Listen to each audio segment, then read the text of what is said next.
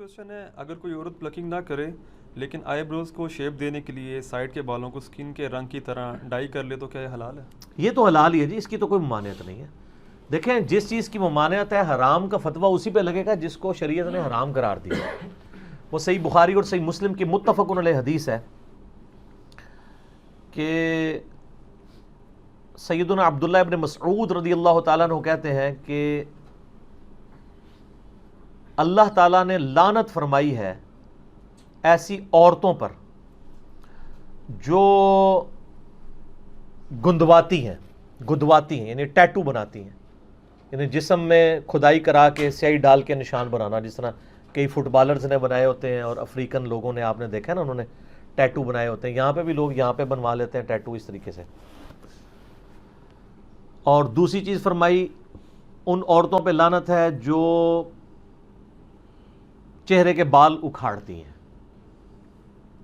ظاہر ہے اب چہرے میں ایک ہی بال ہیں جو عورت اکھاڑے گی تو لعنت ہے، اور وہ یہی والے بال ہیں، کیونکہ یہ بال اور یہ بال تو اس کے اگتے نہیں ہیں، اور اگر یہ بال اگ آئیں تو اس میں عورت پہ واجب ہے کہ یہ بال اکھاڑے گی۔ اس میں پھر دوسری حدیث اپلائی ہو جائے گی، بخاری اور مسلم میں حدیث ہے، ان عورتوں پہ لعنت جو مردوں کی مشابہت کرتی ہیں، اور ان مردوں پہ لعنت جو عورتوں کی مشابہت کرتے ہیں۔ تو چونکہ عورت کی اب داڑھی نہیں ہوتی، تو اگر اس کی داڑھی نکل آئے تو اب اس کے لیے ضروری ہے کہ اس کو اکھاڑے، یا اس کے لیے ایسی کریم استعمال کرے کہ وہ بال جھڑ جائیں تاکہ اس کی مردوں سے مشابہت نہ ہو۔ اور اسی میں امپلائڈ ہے کہ مرد نے داڑھی رکھنی ہے تاکہ اس کی عورتوں سے مشابہت نہ ہو، لباس میں بھی، گیٹ اپ میں بھی، ہر لحاظ سے۔ تو دوسری وہ عورت جو چہرے کے بال اکھاڑتی ہے، اور تیسری وہ عورت جو دانتوں میں گیپ بنواتی ہے خوبصورت دکھنے کے لیے، یعنی نبی اسلام کے مبارک زمانے میں یہ سارے معاملات چلتے تھے۔ یہ حدیث عبداللہ ابن مسعود نے بیان کی، بخاری مسلم دونوں میں آتا ہے۔ تو ایک عورت ان کے پاس حاضر ہوئی، اس نے کہا کہ میں نے سنا ہے کہ آپ یہ کہتے ہیں کہ اللہ نے لعنت فرمائی ہے ایسی عورتوں کے اوپر، تو میں نے تو پورا قرآن پڑھا ہے، مجھے تو کہیں نہیں ملا یہ چیز۔ ہائے ہائے ہائے ہائے، سر وہ پاکستانی عورت نہیں سی نا عاشق رسول، جو نہ دی عاشق رسول، نہ قرآن پڑھا نہ حدیث پڑھا، عاشق رسول۔ اس نے واقعی قرآن پڑھا تھا، اس کا بہت بڑا کلیم تھا۔ ہمارے تو حکمرانوں کا یہ حال ہے کہ قرآن کو حدیث کہہ کے، حدیث کو قرآن کہہ کے بیان کر رہے ہوتے ہیں، اور کئی چیزیں قرآن حدیث میں ہوتی نہیں ہیں اور وہ کہتے ہیں اللہ نے فرمایا ہے۔ ٹھیک ہے، میں آپ کو سائملٹینیس کنٹراسٹ بتا رہا ہوں۔ اور اس عورت نے آ کے صحابی کو کہا کہ جی میں نے قرآن پورا پڑھا، اس میں تو کہیں نہیں لکھا ہوا۔ تو انہوں نے فرمایا تم نے قرآن غور سے نہیں پڑھا، قرآن میں کیا تم نے یہ آیت نہیں پڑھی، وما آتاکم الرسول فخذوہ وما نہاکم عنہ فانتہوا، جو رسول اللہ دیں وہ لے لو، اور جس سے رسول اللہ صلی اللہ علیہ وسلم روک دیں اس سے رک جاؤ۔ حالانکہ یہ آیت تعویل خاص کے اعتبار سے مال غنیمت کے بارے میں تھی، لیکن سیدنا عبداللہ بن مسعود رضی اللہ تعالیٰ نے اسے جنرلائز کیا۔ تو انہوں نے کہا یہ آیت پڑھی ہے نا، تو میں نے رسول اللہ صلی اللہ علیہ وسلم سے خود سنا ہے کہ ان عورتوں پہ لعنت جو یہ تین کام کرتی ہیں، تو گویا اللہ ہی نے لعنت کی ہے نا۔ جب رسول اللہ صلی اللہ علیہ وسلم کوئی بات دے رہے ہیں، وہ اپنی مرضی سے تو نہیں دے رہے، نبی شریعت ساز تو نہیں ہوتا، شریعت تو اللہ کی بنائی ہوتی ہے، نبی تو اللہ کے اذن سے وہ شریعت پبلک تک پہنچا رہا ہوتا ہے۔ تو اس عورت نے آگے سے کہا کہ آپ کی بیوی بھی یہی کرتی ہے۔ یہ آخری حال ہوتا ہے نا کسی کے بارے میں، آپ پرسنل اٹیک۔ تو آج بھی اگر کوئی آپ پہ پرسنل اٹیک کرے تو غصے نہ ہوا کرے، کرنے دیں، کیا فرق پڑتا ہے؟ صحابہ کرام پہ بھی لوگوں نے کیا، اور نیکوکار لوگوں نے کیا، یہ نیکوکاری تھی نا عورت۔ تو انہوں نے آگے سے کوئی غصہ نہیں کھایا، انہوں نے کہا جاؤ اندر میری بیوی کو دیکھ لو جا کے۔ انہوں نے کہا تمہاری بیوی بھی ایسے ہی کرتی ہے نا، یعنی وہ بھی پلکنگ کرتی ہے۔ تو وہ اندر گئیں وہ، اور واپس آئیں تو شرمندہ تھی، انہوں نے کہا نہیں آپ کی بیوی ایسا نہیں کرتی۔ پھر عبداللہ ابن مسعود نے ایک جملہ بولا، انہوں نے کہا کہ اگر ایسا کرتی ہوتی پھر وہ ابن مسعود کی بیوی نہ ہوتی۔ ٹھیک ہے، ابن مسعود تو رسول اللہ کا ماننے والا ہے، اس کے ساتھ ایسی عورت رہ سکتی ہے جو رسول اللہ کی باغی ہو، وہ پھر میری بیوی نہ ہوتی۔ تو یہ یعنی صحابہ کرام فوراً ان کا ایک ایٹیچیوڈ تھا اس حوالے سے۔ تو اگر کوئی عورت پلکنگ نہیں کرواتی، صرف سائڈ کے بالوں کو بلیچ کرتی ہے ہلکا ہلکا سکن کلر کے تاکہ وہ صحیح نظر آئیں، اور یہ لوگوں کو دکھانے کے لیے نہیں، اپنے خاوند کے لیے، اس میں یہ چیز بھی ضروری ہے، تو شاید ویسے ہی وہ چھوڑ دیں، لوگوں کے لیے کر رہے ہوتے ہیں۔ اللہ ماشاء اللہ. باقی یہ ڈاکٹر فرد ہاشمی صاحبہ کا جو موقف ہے، میں ان کی بڑی عزت کرتا ہوں. میں انہیں ون وومن آرمی کہتا ہوں. ایک اکیلی عورت نے تل پٹ کر دی ہے ہر چیز. شیطان کے خلاف ایک مجاہدہ ہیں. ان کی جو اسٹوڈنٹس ہیں ان میں زیادہ تر یہ ایشو آیا ہوا ہے پلکنگ والا. انہوں نے کہیں ایک بات کی کہ اگر کسی کے بہت زیادہ یعنی بھویں چوڑی ہو جائیں تو وہ کر سکتی ہے کیونکہ وہ نیچر سے ہٹی ہوئی ہیں. اصل میں تو اسلام میں تخلیق بگاڑنے کی ممانعت ہے نا، جو اس حدیث میں بھی آیا نا، جو عبداللہ ابن مسعود علی، اس میں یہ بھی الفاظ ہیں کہ یہ تخلیق بگاڑتی ہیں، جو ٹیٹو بنوائیں یا یہ کریں یا یہ اکھاڑیں. تو اور قرآن حکیم میں سورہ نساء کی آیت نمبر 119 ہے وَلَآمُرَنَّهُمْ فَلَيُغَيِّرُنَّ خَلْقَ اللَّهِ. شیطان نے کہا تھا کہ اے اللہ میں اولاد آدم کو ابھاروں گا کہ تیری تخلیق کو وہ بدل دیں. تو اسلام میں تخلیق بدلنا حرام ہے. اسی کے تحت داڑھی مڑانا حرام ہے نا. اللہ نے مرد کی اگائی ہے، عورت کی نہیں اگائی. تو البتہ کچھ چیزیں تخلیق بگاڑنے میں ہی فطرت ہے، جیسا کہ زیر ناف بال یا بغلوں کے بال یا ناخنوں کا کاٹنا. اب یہ اللہ کی تخلیق کو آپ بگاڑ رہے ہیں، لیکن یہ فطرت ہے. یہاں پہ اس کو بگاڑنا فطرت ہے، ختنہ کروانا بگاڑنا ہے، لیکن وہ فطرت ہے. اس کا حکم علیحدہ سے آ چکا ہے. وہ بخاری مسلم میں حدیث ہے کہ فطرت میں جو ہے وہ 5 چیزیں داخل ہیں: مونچھوں کا پس کرنا، ناخنوں کا کاٹنا، زیر ناف بال اور بغلوں کے بال جو ہے ان کو کاٹنا اور خطرہ کرنا. وہ ایک الگ سے ایک مسئلہ ہے. لیکن یہاں پہ جو مسئلہ ہے نا کہ اگر کوئی بلیچ کروا لیتا ہے وہ تو بالکل ٹھیک ہے، اس کو اکھاڑے نا. تو وہ میں فرد ہاشمی صاحبہ کا بتا رہا تھا کہ انہوں نے اس طرح کو بات کی کہ بہت چوڑے ہوں تو وہ کاٹ لیں تو خیر ہے.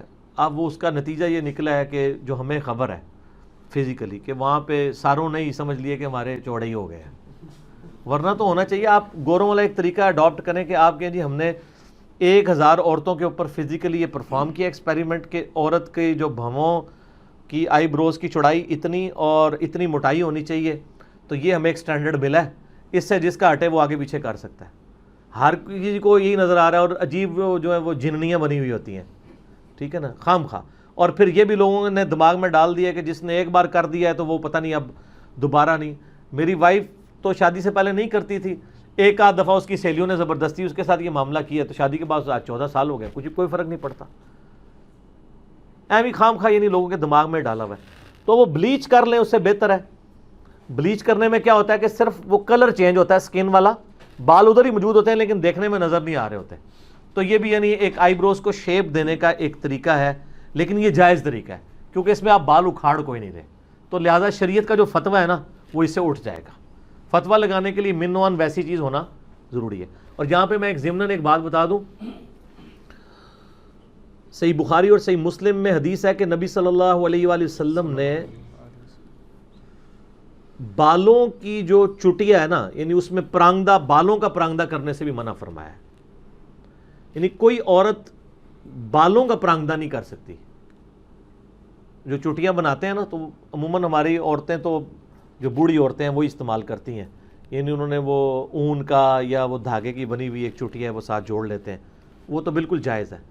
لیکن عورت کے بالوں میں عورت دوسری عورت کے بالوں کا کرنا یہ حرام ہے. یہ چونکہ اکثر لوگ مسئلہ پوچھتے ہیں تو میں ضمناً بتا دیا کہ جس پرانگدے کی ممانعت آئی ہے احادیث میں وہ بالوں کا ہے. بلکہ صحیح مسلم حدیث ہے کہ حضرت معاویہ رضی اللہ تعالیٰ عنہ جب شام سے مدینہ شریف آئے تو انہوں نے ایک خطبہ دیا. اس میں انہوں نے ایک بہت بڑی چٹیا اپنے ہاتھ میں اٹھائی تھی. انہوں نے کہا کہ لوگوں تمہارے علماء کدھر چلے گئے ہیں؟ کیا رسول اللہ صلی اللہ علیہ وسلم نے ان چیزوں سے منع نہیں کیا تھا؟ اور میں دیکھ رہا ہوں کہ تم لوگ یہاں پہ مدینہ شریف کے اندر یعنی باقاعدہ اس کو یعنی یوز کیا جا رہا ہے. یہ باقاعدہ انہوں نے اس کو کنڈیم کیا کہ نبی علیہ السلام نے اس چیز کی ممانعت فرمائی ہے. البتہ جو عام پرانگدے ہیں وہ بالکل درست ہیں. اسی طریقے سے اگر کسی کے بالکل سر کے بال ختم ہو گئے ہیں مرد کے اور سر کے اوپر وہ وگ لگانا چاہتا ہے بشرطے کہ وہ دھوکہ دے کے کوئی رشتہ نہ کرنا چاہ رہا ہو اس کی وجہ سے، تو وگ لگانے کی بھی اجازت ہے. اور جو پرماننٹلی فکسڈ وگیں ہیں ان میں آپ کو وضو کرنے کے لیے، غسل کرنے کے لیے اس کو اتارنے کی بھی ضرورت کوئی نہیں ہے کہ آپ کہیں کہ میں اتاروں گا.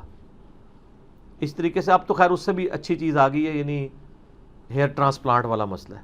وہ تو ویسے ہی ٹھیک ہے، وہ آپ کے اوریجنل بال ہیں وہ لگا دیے جاتے ہیں، اس میں تو ویسے کوئی ایشو نہیں ہے. تو یہ میں نے ساتھ ساتھ کچھ مسائل تھے جو اس سے ریلیٹڈ وہ میں نے بتا دیے تاکہ ایشو اس حوالے سے ریزالو ہو جائے. لوگ پوچھتے رہتے ہیں سوال اکثر، میری کوشش ہوتی ہے جو اس سے ریلیٹڈ چیزیں وہ ساتھ ساتھ بیان کر دی جائیں تاکہ کوئی مسئلہ نہ ہو. ٹھیک ہو گیا.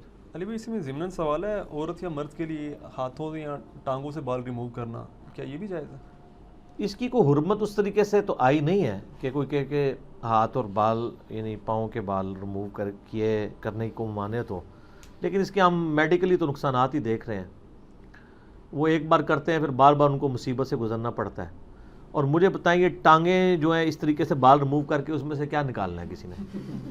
یہ ٹانگوں کے بال ریموو کر کے ان عورتوں نے پھر ٹخنوں سے اوپر شلواریں کرنا شروع کر دی تھی اپنی وہ نمائش کرنے کے لیے. تو اس طریقے سے ہاف سلیپ پہننا شروع کر دی لوگوں کے دکھانے کے لیے وہ کر رہی ہوتی ہے نا.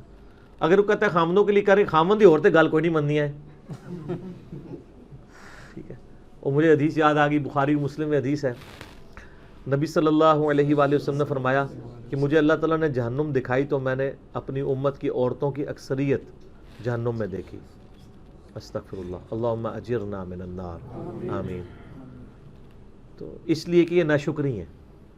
تو صحابہ نے کہا علیہم رضوان کہ یہ اللہ کی ناشکری کرتی ہے؟ ان کا نہیں، اللہ کی نہیں کرتی، اپنے خامدوں کی کرتی ہے. اور نبی علیہ السلام نے اس کے اوپر جو جملہ ارشاد فرمایا بڑا زبردست ہے. آپ فرمایا ان عورتوں کا یہ حال ہے اگر پوری زندگی ان کا مرد ان کے ساتھ حسن سلوک کرتا رہے اور کبھی کوئی مسئلہ چھوٹا سا بھی مس ہینڈل ہو جائے تو یہ کہتی ہیں جب سے تیرے پاس آئی ہوں میں نے سکھ کا ایک دن بھی نہیں دیکھا. یہ نبی علیہ السلام نے ارشاد فرمایا اور بخاری مسلم دونوں میں یہ حدیث ہے. تو اچھا یہ حدیث آپ یاد رکھیں، آپ کو بڑا مزہ آئے گا. میری بیوی جب میرے ساتھ لڑ رہی ہوتی ہے تو میں فوراً یہ حدیث یاد کرتا ہوں اور مسکراتا ہوں. تو وہ پوچھتی ہے کیوں؟ میں نے کہا مجھے وہ نبی علیہ السلام کی بات یاد آ گئی. آپ نے فرمایا تھا کہ یہ عورتیں ایسے ہی کہتی ہیں کہ سکھ کا ایک دن بھی نہیں گزارا. تو بالکل وہ نظر آ رہا ہے. تو جب آپ یہ بات کرتے ہیں نا تو اگلے بندے کا غصہ ویسے ہی ٹھنڈا ہو جاتا ہے اگر وہ مسلمان ہے تو. ٹھیک ہے. تو اس حوالے سے یعنی ان چیزوں کو بھی دیکھنے کی ضرورت ہے. تو آپ کی بات کا جواب اس میں کور ہو گیا؟ جی جی جی ٹھیک ہو گیا. جی. اچھا اذان عصر کا وقفہ کر لیتے ہیں انشاءاللہ، باقی اذان عصر کے وقفے کے بعد انشاءاللہ.